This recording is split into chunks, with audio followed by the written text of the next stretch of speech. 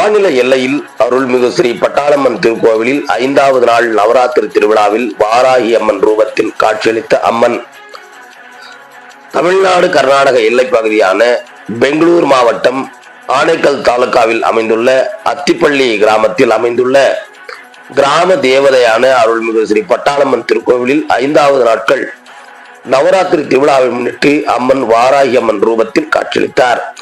5வது நாளான இன்று நவராத்திரி திருநாளை கொண்டாடும் விதமாக பட்டாளம்மனுக்கு மலர் அலங்காரம் செய்யப்பட்டு நவதானியங்களுடன் நவகிரக யாகம் செய்யப்பட்டு இதில் புனித நீர் அடங்கிய கலசத்தை வைத்து சிறப்பு பூஜைகள் நடத்தி பின்பு அந்த புனித நீரால் அருள்மிகு பட்டாளம்மனுக்கு அபிஷேகம் செய்யப்பட்டது. இதனைத் தொடர்ந்து பட்டாளம்மன் வாராகி அம்மன் ரூபத்தில் காட்சியளித்தார். அம்மனை தரிசித்த ஏராளமானவர்கள் வழிபட்டனர்.